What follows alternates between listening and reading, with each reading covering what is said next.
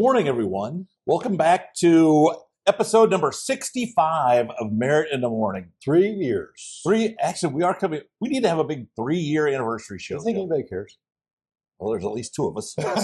Sheila. Sheila cares. My wife Maybe cares. Your wife might care. Yeah, maybe. Josh cares. Yeah, Josh. Our producer Josh. Mm-hmm.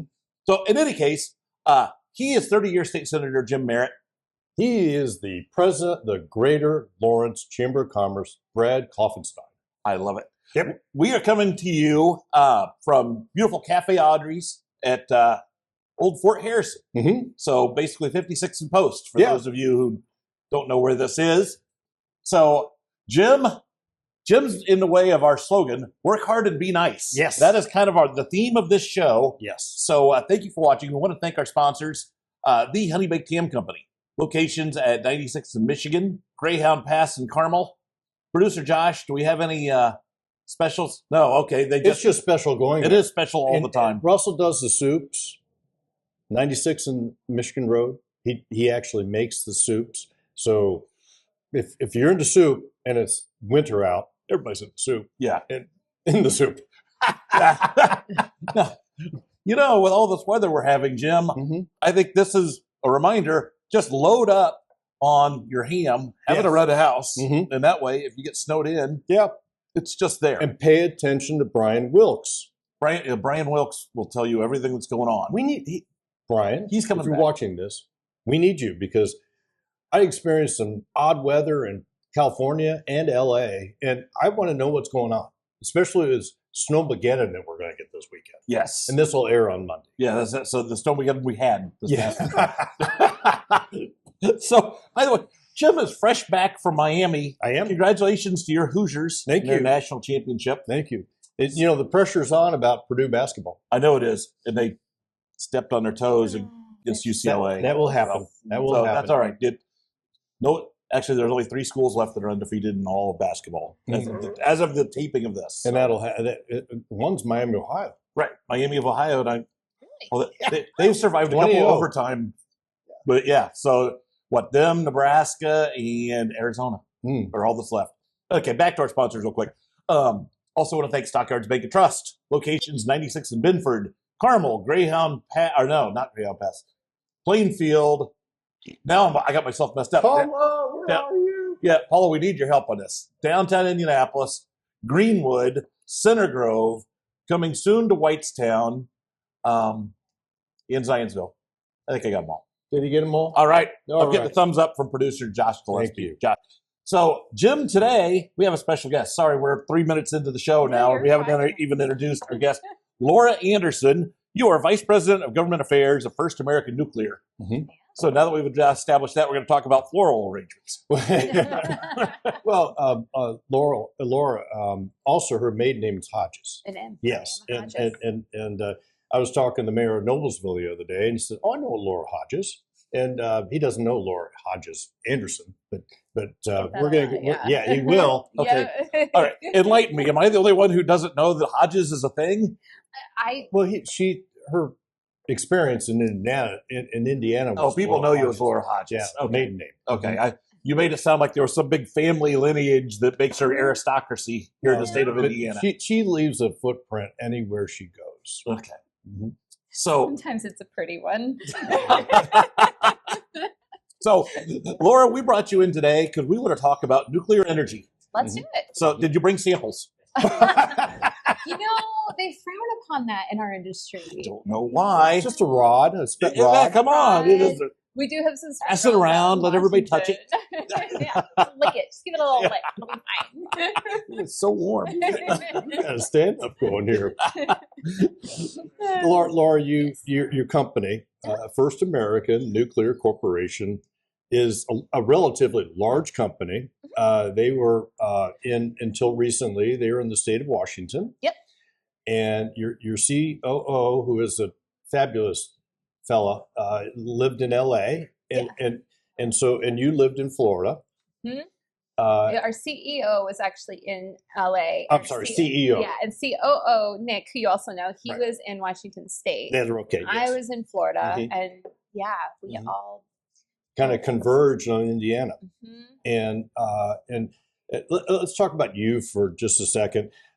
You do have roots in Indiana, but tell our audience just a little bit about Laura Hodges Anderson. Well, I'm from Portage, Indiana. So I am a region rat and very proud of it. We have just like a certain bravado up there. I met with Chuck Mosley, who is a state representative from Portage, just yesterday. But what is the Portage High School mascot? The Indian. Indian, okay. Portage Indian. Yep, it's still allowed, so that's great. Okay, but just stay under the radar. Yes. But no, I was junior miss, so which is kind of funny because I was just in Clinton County this week, and I still see the different counties as to who was the junior miss for each of those counties, and so which is distinguished young woman now. Yeah, so it's kind of alumni, huh? Yeah, yeah, we do. We have a great, that's such a great program. I from what I hear, distinguished young woman is still a fantastic program. But I was very proud of that because we did just kind of create everything. But I've always been a governmental affairs nerd. I mean, like. I found an old, but our newspaper was called the Pow Wow. Mm-hmm. Well, of course. And I loved writing for the Pow Wow, and I wanted to get into journalism, and but I loved the political aspect of that. And so I found an old Pow Wow when we were moving this past time, and everybody had written articles about like No Doubt's newest album and the Titanic and all of this, and my article was about George W. Bush's steel tariffs on Chinese steel and what it was going to do for our local economy. So I guess it was always coming down to this. Well, and that's an enormous issue in Northwest Indiana. Oh yeah, it was when Bethlehem was filing Chapter 11, and I mean that was all of our parents. You know, we were all a part of the steel belt, and but yeah, so moved to London after high school. That was fantastic. London down on I-74. London as in good day. Oh, okay. Oh, tea and crumpets and things. Okay. Crumpets, which is fun. But Butler wooed me and said, "Hey, come here. We want you." And I was like, "Okay." So I came to Butler to finish up my degree in political science, and had all intentions of moving back to London. But I met a cute little pharmacy student at a bar one night and ended up moving to Bedford, Indiana instead of London. You know, he had a cow tipping his cool shirt on, and I was like, that's the kind of guy I've been looking for. We don't have you up in Chicago. So we've been married, it'll be 19 years in April. So 2 lovely boys. But yeah, we lived in Bedford for about 15 years, and I was Luger Series and owned Stonecutters Cafe, which we roasted coffee, and that became like kind of a hub for a lot of Bedford? For a lot of political campaigns. He's a real small town. I love travel. I know a lot about Southern Lawrence County. Yeah, and actually we did the coffee for Divvy up here in Woody's Library, and Psalms at the Tower. So we did a lot of coffee up here. Because I hand roasted it all, and it was fun. It was a great avenue. And then we ended up moving to San Diego, moved to Florida, and then now, thanks to First American Nuclear, we're back to the Hoosier State. So Bedford, Indiana, what a great place. The people that have come from there, the state representatives, state senators, and just the personnel. It's just a very. One of our previous guests, Dan Bortner, was from there. I love Dan. Yeah. Actually, I was going to call him this week. So just to check in and see how he's. We had him on about a year and a half ago. Yeah. We talking DNR stuff. 9 or 10 minutes, and what a wonderful guy. So nice. Yeah, he is. Smart. Oh, he's so smart. Sarah Cook, Sarah Steele. I mean, just a broad range of people that have come from Bedford. It's just a really wonderful place. Well, at Junior Miss, my best friend there was the Lawrence County Junior Miss. Yeah. So I'm like, oh, you work in a place called Jiffy Tree? That's so cute. I want to buy property in Williams Dam right there. Actually, I want to save the old mill.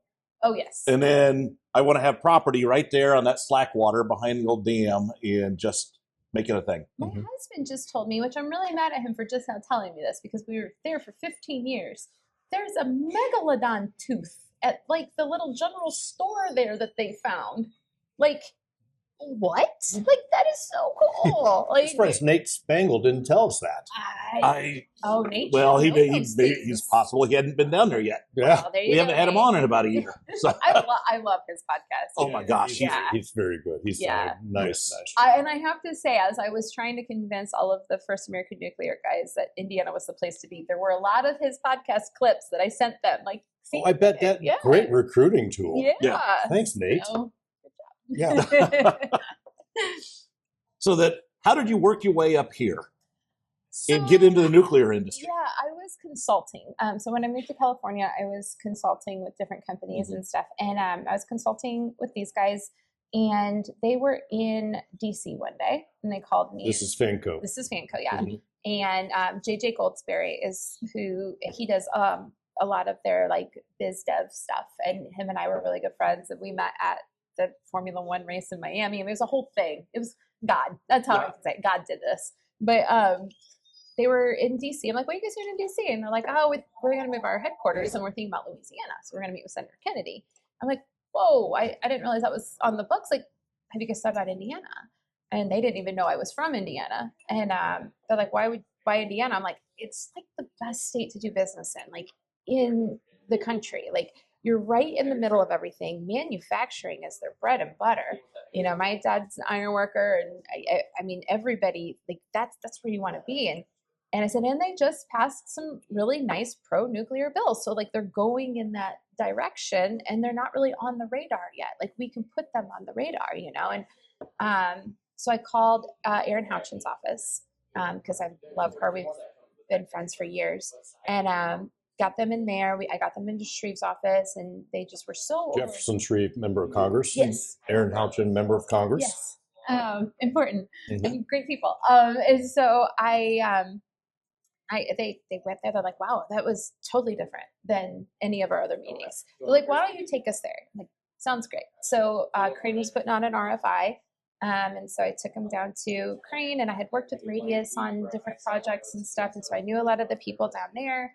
And they just were so overwhelmed by the Hoosier hospitality. I mean, really, I know we all say it, it just rolls off the tongue, but it is so real. It is so different in Indiana than it is literally. And I have literally lived all over the world. Yes. There is nothing else like it.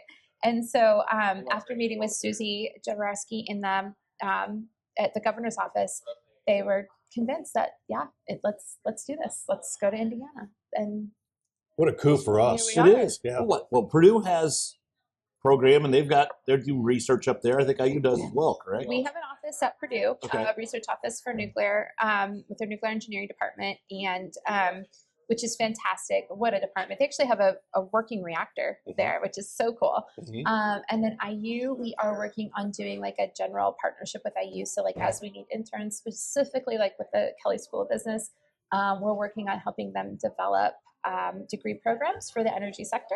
Like, for instance, like energy finance. It's completely different than any other type of finance. And as this becomes, you know, bigger and bigger, and all of the above type of energy things, that is going to be really important. And so with AI taking a lot of degrees away, we're hoping to add degrees that are necessary. Really cool. Now you've got the COO Nick and Mike, the CEO. They're here. And you're working in you're in the midst of trying to find office and settle down. I tell our audience that if anybody follows me on Twitter or anywhere else, I always repost articles about nuclear power that I feel that are important, and a lot of them are. But it's safe, reliable, and carbon free, and that's why I always repost it with. I think we're getting to beyond the age of Silkwood and the fear. And when you're talking about data centers and the need for power and whatnot, the first thought is, number one, is it safe? Well, we've proven it's safe, and we've proven it's reliable energy, and we've proven it's carbon free, and it's green, if you will. But the next question is, and this is a term that's used way too much these days, but it's in the middle of the political genres, affordability. Oh. And you and I talked about this somewhat a lot about how nuclear power actually is affordable. Yeah. No, not all of it. Not all of it. So, and that's like the start of this whole SMR movement. Small modular reactors. Small modular reactors. Sorry. That there is. They weren't thinking about affordability. They were thinking about the technology behind it, as one does, with R&D. And just because we stopped building nuclear reactors doesn't mean we stopped designing them. Yeah. But our founder, Bill, he was working with some of the bigger names, and that was the issue. Was they weren't thinking this isn't commercially viable. Like we can't. This isn't affordable. Like why would anybody do this? So he went back to the drawing board and created our Eagle One reactor, and it's cooled with lead bismuth, which that's where our safety comes from. That's where our affordability comes from. It was the coolant used in the Cold War era subs, so it's not a new technology. It's an old technology, and he developed it to be a commercially viable reactor. So our numbers right now at our 5 cents a kilowatt hour, and that is a cushioned number. Like that is our safe number. Let's give some context to 20 to 30 cents a kilowatt hour, but 5 cents a kilowatt hour is fossil fuels. So gas, coal, like we're right there. We're very competitive. And that is if we build one. 240 megawatts is per unit. And what would that power? Oh, goodness. A city, a town? Yeah. Would that power Bedford? Yeah, easily. So, for instance, there's a difference between small modular reactors and micro reactors. Right. So a lot of the Is Okla out in Oklahoma micro? Oklo is small modular reactors, but they're not. They're like, I forget what they said now. I think 75 megawatts. Okay. So we're focused on base load power. And so what we want to do is, so there's the Janus program, which is what the Army's doing right now, where they're trying to develop micros for like areas like Guam or different strategic areas where you don't need base load power. We would be more for like if we're talking DoD, more like Crane, where we could power the base. And we could power the area around the base, the support area where, or the soldier or the whoever works there, where their families live in the grocery stores, and Right. Well, Crane, Brad's probably heard me say this a lot, but Crane is a perfect example of. I mean, it touches 6 counties. Yeah. It has 66,000 acres. It has it's not necessary, but an enormous lake. I mean, it has its power needs, and it'd be a great example of the importance of nuclear and how much it can be successful in the way of helping life. And the Navy's led the charge on nuclear. Yeah, submarines. Yeah. All right, Jim, hold this thought. Okay, we are talking to Laura Hodges Anderson from First American Nuclear. There we go. I was there. Fanco. So we want to thank Cafe Audrey's for hosting us, as they almost always do. So thank you. And I saw Tammy wandering around here. Beth, if you see Tammy, let her know I want to talk to her. Or is she gone? She left. Never mind. Okay. So we want to thank our sponsors, Stockyards Bank and Trust, location 71st and Binford, Carmel, downtown Indianapolis, Plainfield, Greenwood, Center Grove, coming to Zionsville and Whitestown, and beyond. So, and they're great sponsors. They are great sponsors. See them for all your financial needs. Also want to thank the Honey Baked Ham Company. Locations, Greyhound Pass in Carmel, 96 and Michigan Road. They are open for lunch and dinner. Stop in. You can eat in. They will sell you sandwiches, sides, drinks, everything you need, soups. For 1 or 100. There are Super Bowl parties coming. And Super Bowl party? Exactly. Yes. Okay. I see what you did there. So when you have a Super Bowl party, or they will set you up with trays and sides. Yes, they can do the whole thing for you. So keep them in mind, because you're right. There's lots of events coming up. Then you got the NCAA tournament coming up, and people will be hosting watch parties, I'm sure. So let's talk about Fanco. Let's talk about Fanco. Yes, these people are so nice. I got a question. So I want soup now, but they have soup here. They've got good soup here. So So do you guys build the reactors, own the reactors? Yeah. So we're the technology. Okay. And so we're getting ready to announce an incredible partnership. And maybe by the time this comes out, that will be announced. But it is embargoed right now. It will be in the Wall Street Journal and some of it's a national announcement. You could announce it here. I would love Those to. PR people would not be happy. The marketing people would not have permission. But that will be a lot of the building and the engineering and what have you.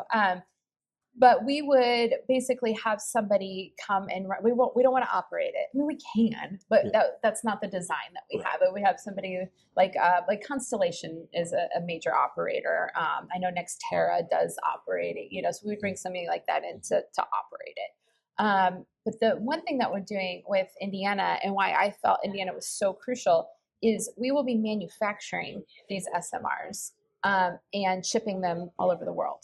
But we want to manufacture them here, which is so incredible because that is where we are bringing 5,000 jobs to the state. And these are high-paying manufacturing. This is what I want to get to. Yes. I'm glad you asked the So, question. if you need office space, I can get you some space within about a block of where we are. I got a couple things in mind, and if you need 500,000 square feet of manufacturing space, I've got that too. So in the next 6 months, we are going to. Keep me in mind. Yes, we are going to. So we so that's part of it. So and we are in talks with other nations, and our technology. The reason this announcement is so great is because this company that has chosen us to partner with is just massive, right? And she's smiling big. I know it is great, but they chose our technology. Our technology is just it checks all the boxes, and that's why as we're coming to Indiana, the one thing that we are very, very, very forward with is transparency.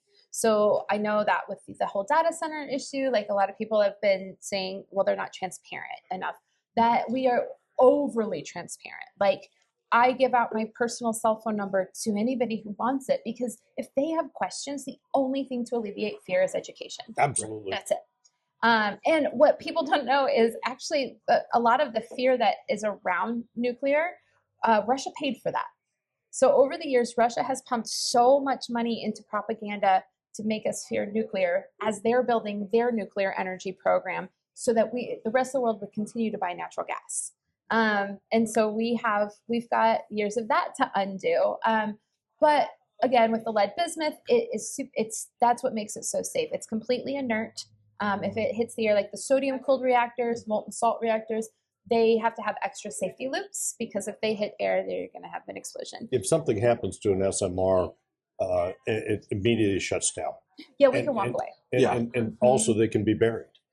And they can be right in the middle of a middle of a city. Right. They're that safe. Obviously, there's nuclear submarines and ships all over the world that have operated without a problem for decades. Ice in Antarctica with it. And I think one of the great reasons that Fanco's here is because we've had such success with Cook, which is in Michigan. But it actually is the source of power for most of Northeast Indiana. Yeah. And you can see the lines up when you're going towards Fort Wayne.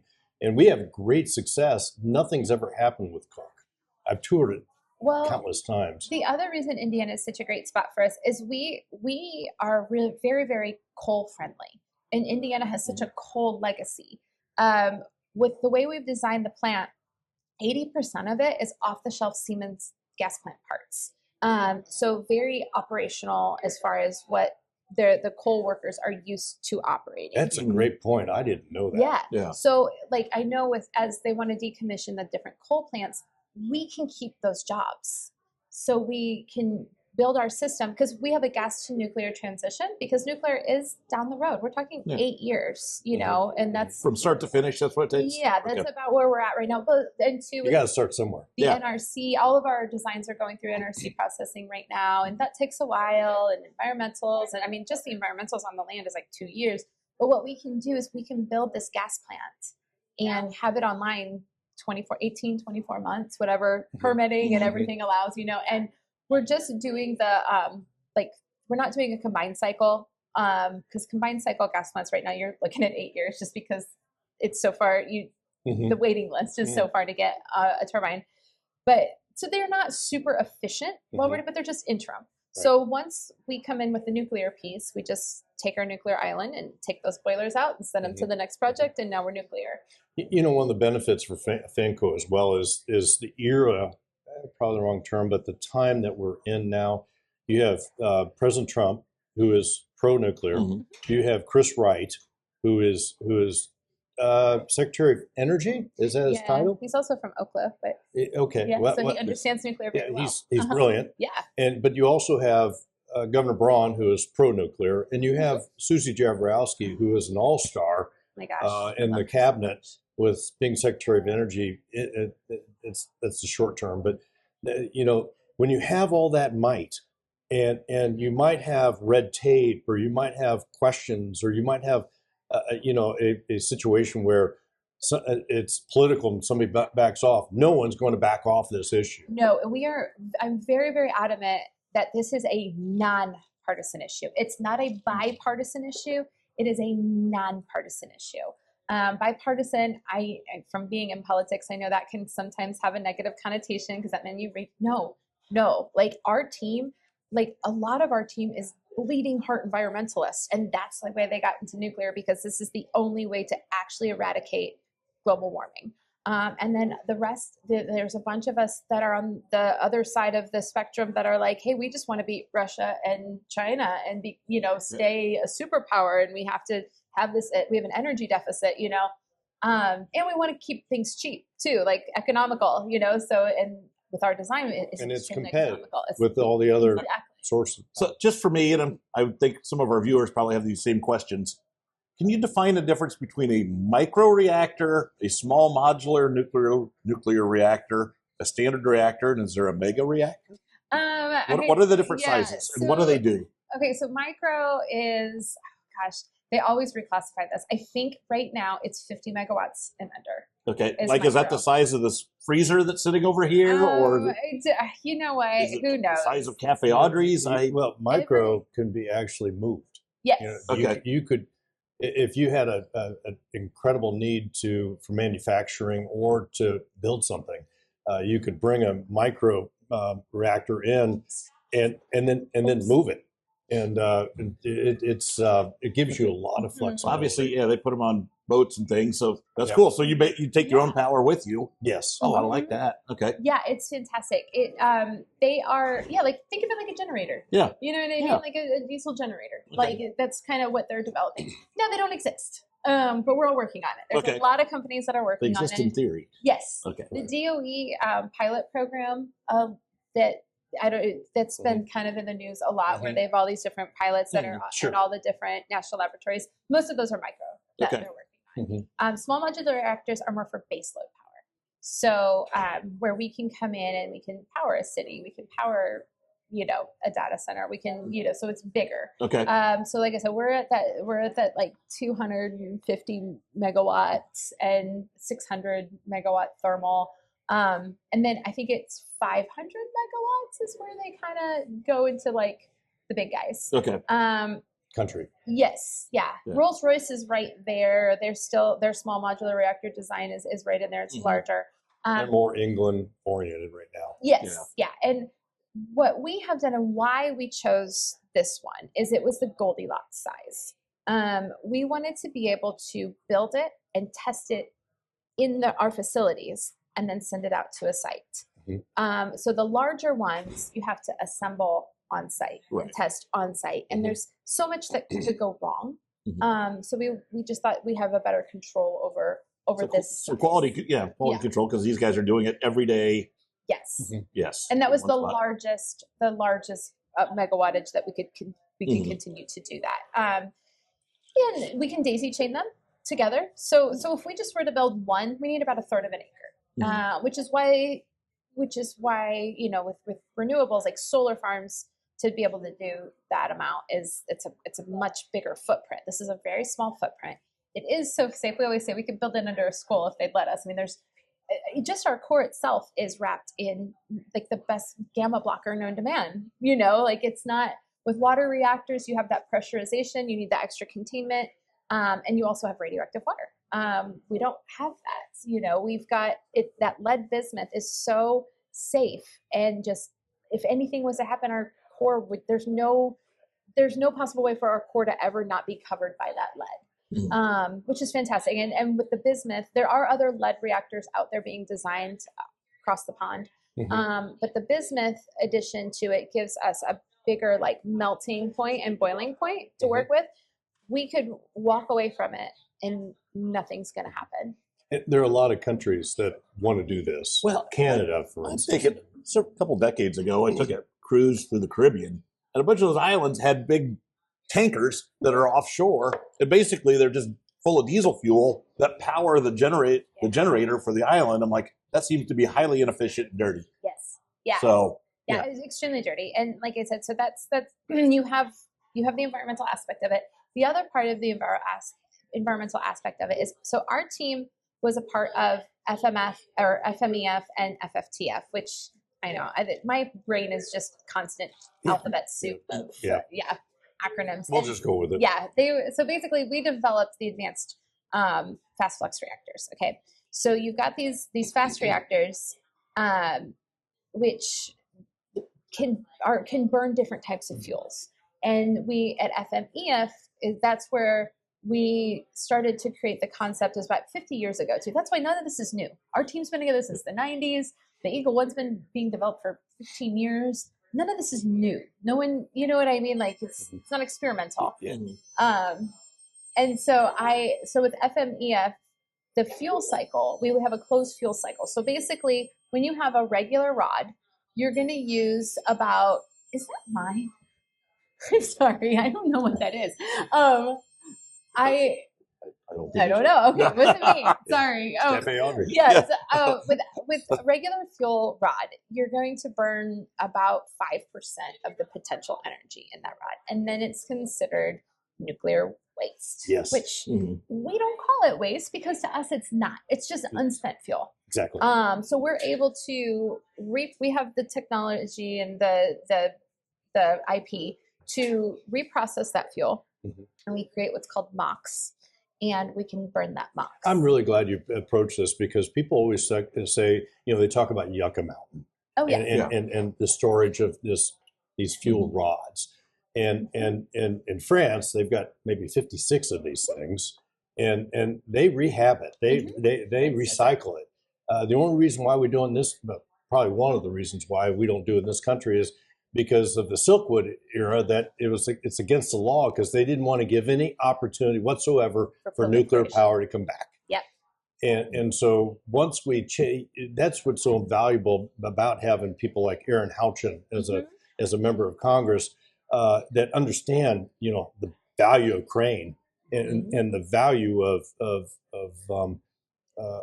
unspent fuel and what we do with that. Right. And it's just.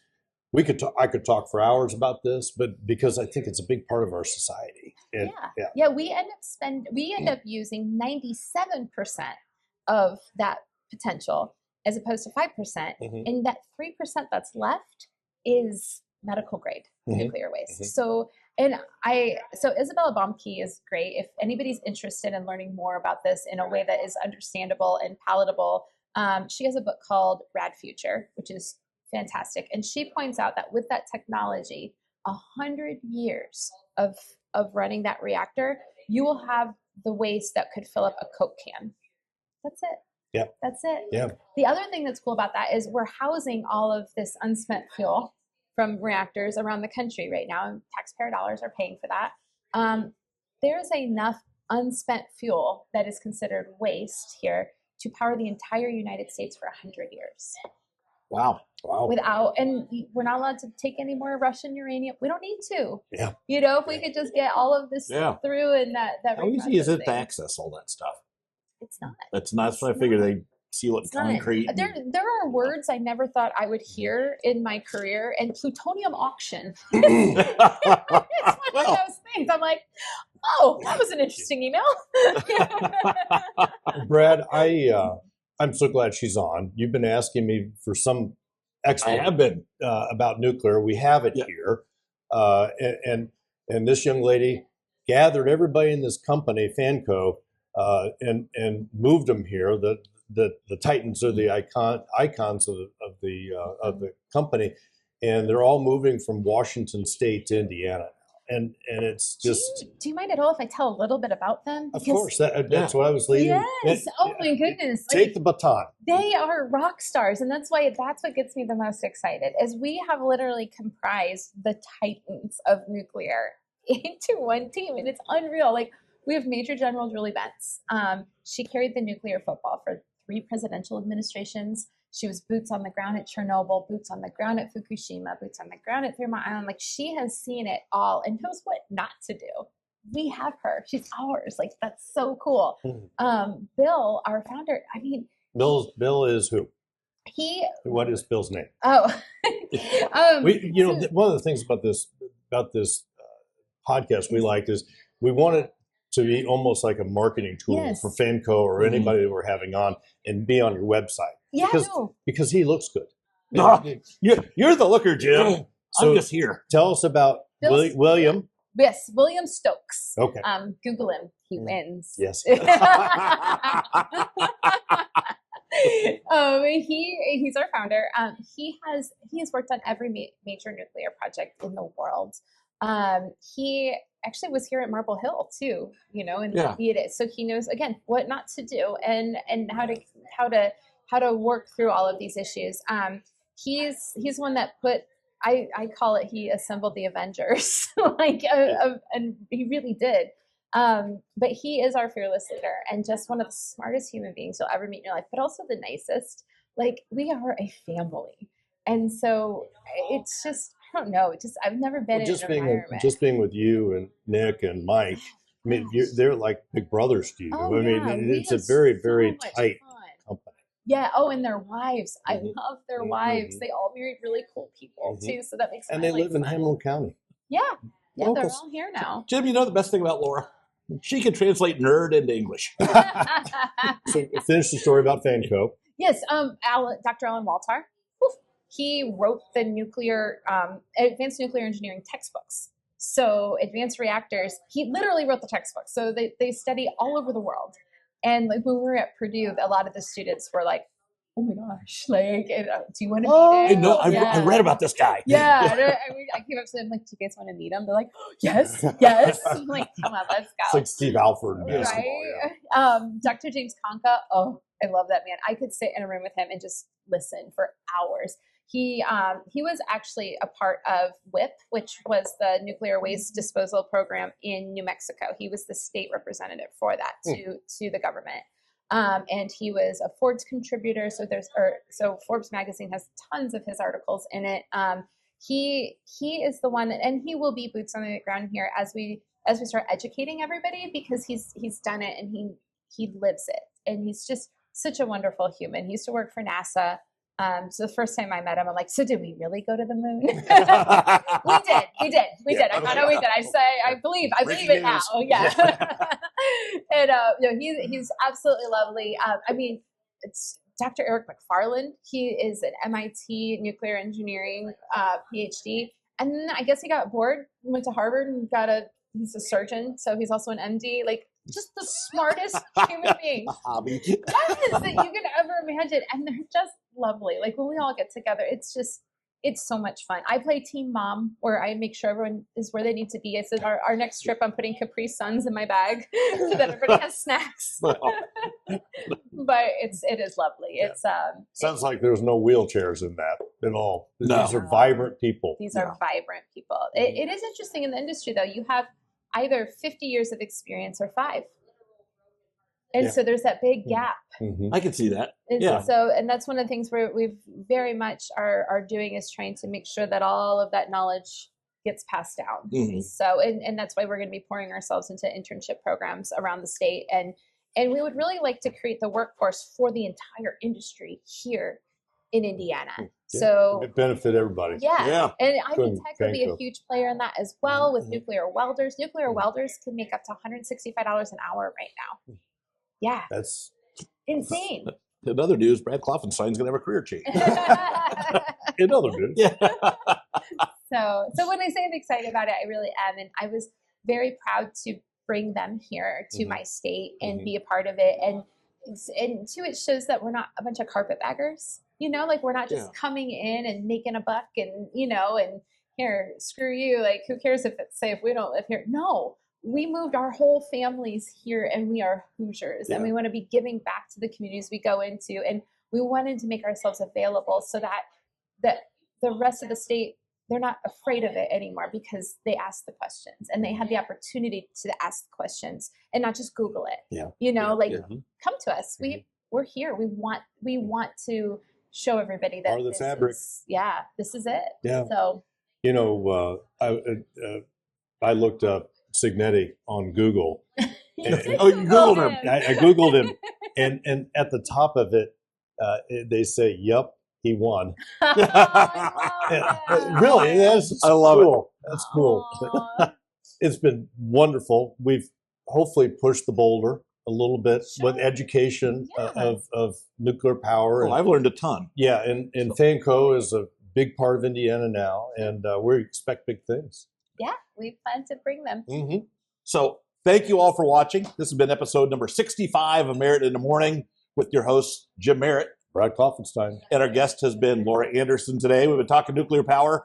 Again, we want to thank our sponsors, Stockyards Bank and Trust, locations at 71st and Binford, Carmel, downtown Indianapolis, Plainfield, Greenwood, Center Grove, coming to Zionsville and Waitstown. Yes. And also want to thank the Honey Baked Ham Company for all your lunch and dinner needs. They will cater anything you can eat in and have lunch for one. They can cater. Yes, the Calvins have been huge supporters of ours, and we love them and love going there for lunch when we can. So thank you all for watching. We'll be back in a couple weeks. 1